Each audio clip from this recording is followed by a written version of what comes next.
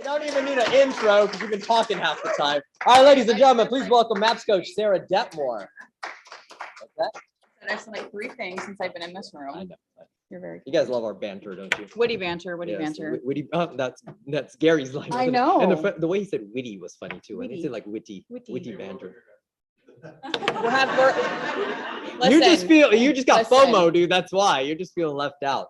All right, let's rock and roll. All right, first and foremost, welcome formally to Keller Williams Southwest. Thank you. Awesome. And so tell us a little bit about who Sarah Detmore is. Yes, so I'm wildly exciting, and I've been with KW now. It'll be 10 years in April, believe it or not, which that flew by very quickly. And in fact, very quick story. I met Chris back in the back here.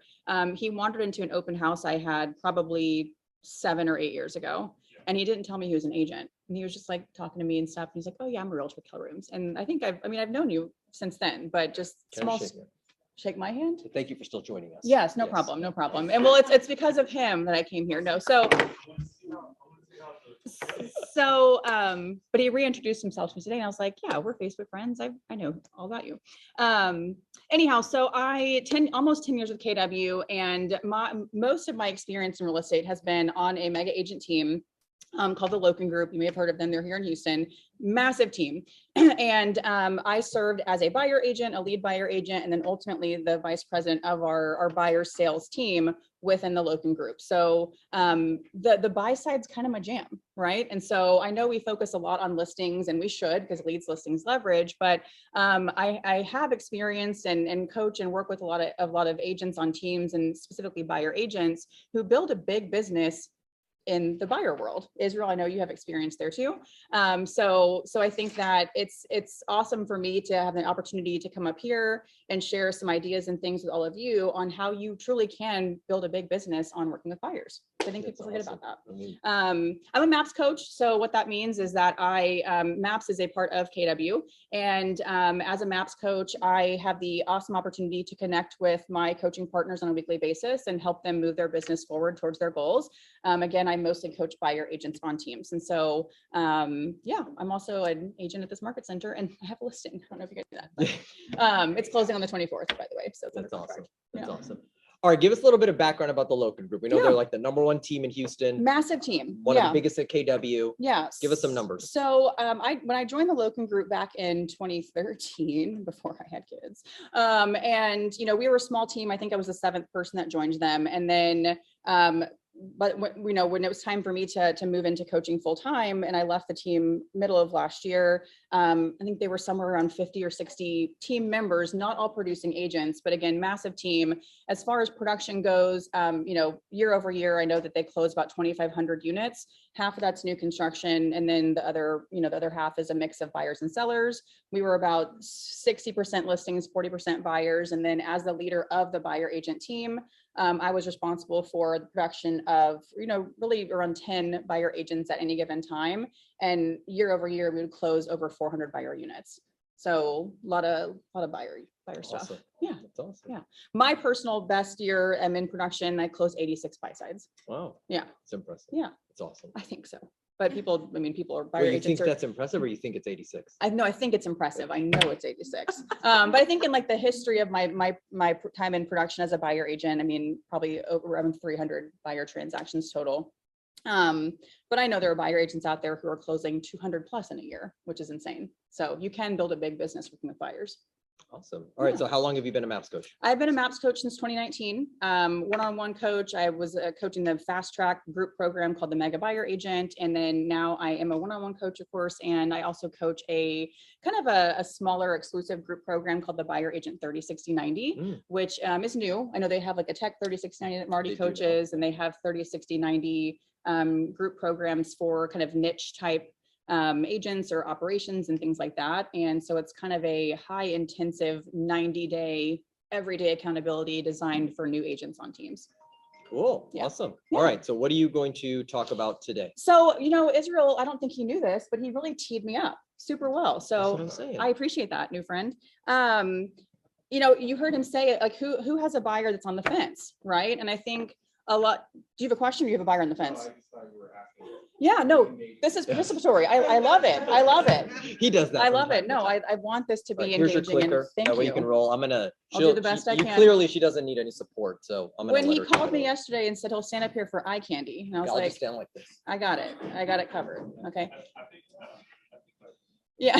He's like, have a seat. Anyhow, so I want to talk about ways in which we can overcome buyer reluctance. And again, Israel, you said it really well, is who has a buyer who is stuck or on the fence, right? And it happens, right? There are, especially on the buy side, I think we capture buyers very early in their dreaming phase, right? And oftentimes as agents, we take a lot of the information from the buyer at kind of surface level and run with it. And then you wake up one day and it's 6 months in and you're like, how many houses have I shown this person? Why haven't they bought a house yet? What am I doing? And it's likely because we've missed something or something's changed for them. So I want to ask you guys, and also hearing Berna say like more workshop type stuff, I trust there's something that you guys can take away today and implement into your business immediately. Because if you have a buyer or you intend to have a buyer, that buyer will probably get stuck at some point and hit a roadblock. And there's some things that we can do on the front end of the transaction process to where we would not even have to consider the buyer getting reluctant with their idea to purchase a home. But there are also ways and conversations that we can have. Again, Israel, you did a great job of segueing into this content. There are conversations we can have now and questions we can ask for those buyers who might be stuck right now to get them to move forward. Okay, so there we go. So I want to hear from you. When you hear the term buyer reluctance, what comes to mind for you? Just what is buyer reluctance? Fear, yes. Okay, what else? Okay, interest rate, that might be an objection, but yes. Then yeah. They hesitate at key moments. I like that you said at key moments, right? What would be a key moment of where a buyer might hesitate? Making an offer. We see a lot of that right now, don't we? Uh-huh. Yeah, when we're negotiating repairs. Yeah. Anyone had a buyer under contract that fell through over during like due diligence or option period over a repair where you're like, that's a simple fix, but the buyers freak out and terminate? Yeah, we've all been there. Okay, awesome. Anything else come to mind when you hear the term buyer reluctance? Unaware of the process. Maybe lack of education. You guys are like answering all my questions. This is so great. That's how we roll. You're right. That's how we roll. Smart group. I love that. So I did a Google search and I just typed in the word reluctance. Okay. And by definition, reluctance is the unwillingness to do something. Okay. There's something holding them back from taking that right next step. For those of us who were at family reunion, we heard a lot of conversation from Gary and Jay and all those important people on stage about thinking through what's the right next step, like not only for me, but also for my client. Okay. So buyers who are on the fence too, there's something holding them back from taking that right next step. So what causes buyer reluctance? I heard someone say fear earlier, right? Interest rates, I know objections, emotions. Yes, and buying a home should be an emotional process. That's why a lot of agents don't like working with buyers because they're emotional, but hey, heads up, they should be. Buying a house is a big deal. Real estate in general is emotional, okay? Misinformation, yeah, girl over here, misinformation, okay? Maybe unmet expectations. I think I heard someone say that before, lack of education, lack of information. Maybe the next steps aren't clear. Okay, so there are things that as the agent, we actually can influence on the front end of the process to where the buyer reluctance may not even show up. And there are also, again, conversations that we can start having now for any of your buyers that might be stuck that can help get them over the reluctance and moving forward. Okay. Okay, so we kind of talked through this, but just some examples of what buyer reluctance might look like if it's showing up in your world. If you're thinking, man, I have a buyer, are we at a roadblock? I don't know. If the buyer, you have those buyers who are like, yeah, I can't wait to buy a house, Chris, no big deal. And then the buyer doesn't talk to the lender. Has that ever happened? Sometimes they say, oh, it won't be a problem to get pre-approved. And you're thinking, well, it's not a problem. Why aren't you doing it? Okay, because that means there probably is a problem or something's happening in their world that's holding them back from wanting to have that conversation with the lender. Okay. Buyers who are pre-approved and not home shopping. We get so excited as the agent. We've got their pre-approval letter. Dale sent it over. And we're like, yes, we're going to start home shopping. And the buyer goes, I don't see anything that I like. Anyone heard that? Yeah. Okay, cool. No big deal. We'll get there in a minute. And this one too, like the gentleman in the back just said, buyers who are home shopping, and when it comes time to write an offer, they're like, whoa, over asking price. You kidding me? Right? So these are all some situations that are real life situations that we're either in right now or will be in at some point where we know the buyer might be stuck. Okay. And believe it or not, I have notes here. Hold on. You know, as the agent, right, when we work to overcome the buyer reluctance, you heard me say before that a lot of this can start on the front end before we ever even meet the buyer for the first time at that buyer consultation. It's how we choose to approach the business as the agent. Oftentimes, buyer agents operate from a very passive space, or even just agents working with buyers. When I say buyer agent, you might be just an agent and you might work with buyers and sellers, but think of this as working with a buyer relationship, okay? Oftentimes when we have a buyer, we take more of a passive approach, okay? We wait for the buyer to come to us and say, hey, Nimesh, I saw these houses, let's go take a look. And so we're waiting. What's happening? That was me. This guy, have a seat. I'm kidding. We wait for the buyer to come to us, and we fail to take action because we're waiting for the buyer to engage with us when the buyer wants to do something, okay? But the reality is we have to wake up every single day and make business happen, okay? So for the buyers that we have in our world, if they're not reaching out to you to ask to see houses, what are you doing to get them out into the house to see houses? What are you waiting for? We have to wake up every day and make business happen. Especially the ones who say, oh, I don't see anything I like. I don't see anything that I like. Okay, well, what are you looking for that isn't here, right? We have to wake up every day and make business happen. Be resourceful and creative. I know that there are a lot of agents in this market center that likely know somebody or have somebody that has a house to sell or a house they might want to sell or something. I hear all the time, oh, well, inventory is just too low. Great. If inventory is the problem, inventory is also the solution. Go find your buyer house. Did I get an amen back there? Okay, yeah. Because inventory just is. When the buyer is truly motivated to buy a house right now, and we've set the right expectations, and we've had the right conversations, we've provided them with the right information, they're going to buy a house. No matter what the interest rates are, no matter if it's raining outside, no matter what it is, they'll buy a house, okay? We've got to be resourceful and creative. Proactive instead of reactive, I kind of touched on that before, where it's kind of, you know, especially we're waiting, if the buyer agents are waiting for the buyer to come to us, say, hey, Nimesh, I saw this house that just popped up, let's go take a look. Everybody has access to the same information. Buyers shop on Zillow all day long. They lay in bed at night and flip through their phone and go, yep, this house, this house, this house. We all know that Zillow is crap. It's fine, okay? But we also want to be the ones, even though knowing they have access to the same information, we want to get there first. Hey, I saw this house. Here's why I think we should go see it. Let's go see it today at 2 o'clock. That's also how we stay in control of our schedule, okay? If you've ever had a buyer run you around, learn how to do things a different way once you're tired of reacting to everything your buyer asks you to do. It's exhausting. Exhausting. And I bolded ethical, or I capitalized it, whatever, because we want to find ethical ways to make deals happen. I put that in there in case Chad was here, just to make, you know, whatever. And it's true. We want to find ethical ways to make deals happen. And a lot of that also has to do with the relationship we build with the co-op agent. And I have a quick story here on my former team. One of my buyer agents actually got a deal done because she helped the seller rehome the cat. She got into such good rapport with the listing agent that the listing agent was like, look, they'll take your offer, but they're scared to take it because they don't know where their cat's going to go. And Brittany basically said, hold my beer. I'm going to find a place for this cat to go so you can accept my buyer's offer. And she did. Ethical. She was resourceful and creative because she knew what she knew the obstacle that she had to clear to get the buyer where the buyer wanted to go. Okay. So it's kind of stuff like that. And it'll start with us, believe it or not. Okay. I know I heard someone say there's a lot of new people here. I don't know how much information or detail you guys have on buyer consultations. I trust many of you are doing them. If not, you'll start doing them very soon. The very first interaction we have with a buyer prospect is that buyer consultation. And that's where we set a lot of these expectations and have a lot of these conversations that we need to have such that we overcome buyer reluctance in the future, okay? At the buyer consultation, that's a great time, friends, for you to tell the buyer, hey, when it comes time for us to make an offer, you're gonna be nervous.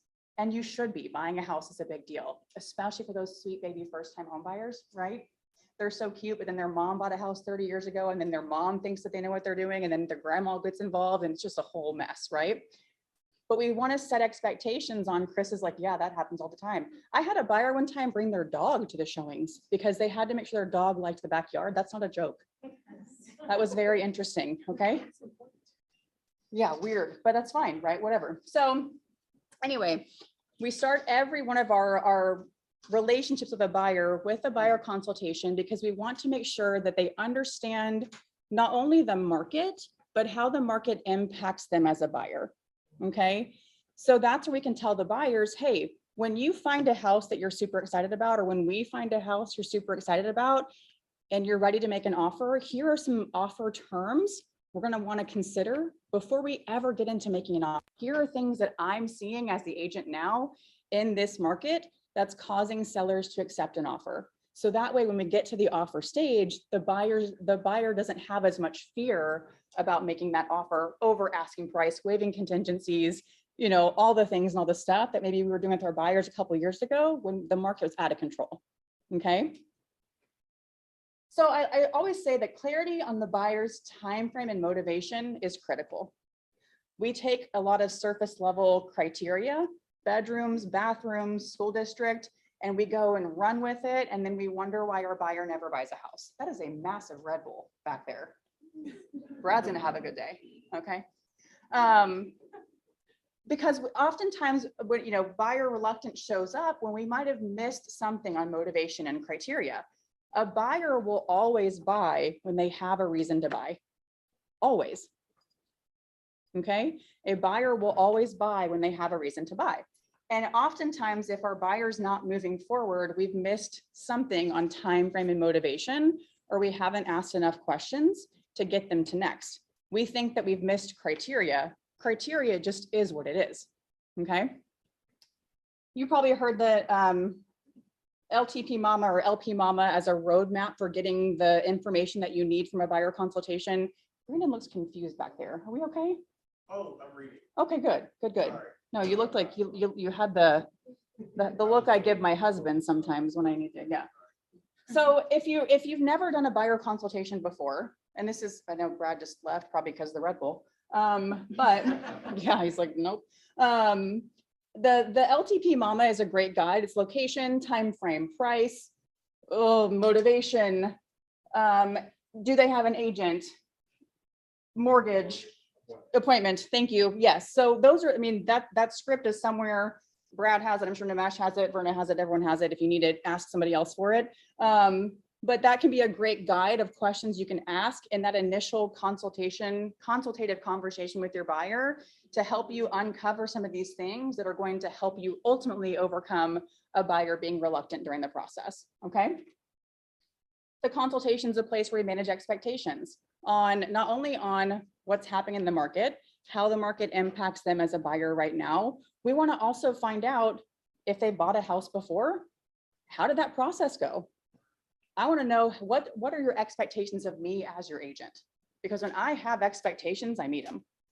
I might exceed them on a good day, but I at least want to meet them, okay? Because oftentimes reluctance shows up when expectations are unmet. So we manage expectations about the market, how it impacts them.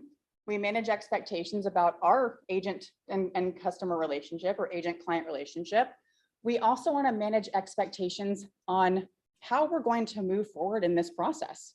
Not the home buying process in general, that's education. We want to talk them through what to expect in the process when they find a house they like. What does the offer look like? What do terms need to look like? We also want to set expectations on showings. And y'all might want to write this down because I think this is big. You'll like this, okay? Mr. and Mrs. Buyer. Oh, It's got theme music I too. know. This is really building it up. Mr. and Mrs. Buyer, you might be surprised to hear that my clients are buying one of the first 3 houses that we see in person. Okay. Will I show a buyer more than 3 houses? Maybe. However, when a buyer hears that in the consultation, you'd be surprised that once we get to house number 3, they're like, yeah, let's buy house number 1. And I'm like, score, I'm in. Okay. But we set that expectation in that initial conversation and consultation. It also eliminates fear, to your point, that it's okay to write an offer and buy one of the first houses you show them. Anyone had a buyer who's like, I must see 50 houses before I decide. And I'm like, why would we ever do that? Right? Sometimes there's a preconceived notion they have to see every house on the market in their price point and in their neighborhood.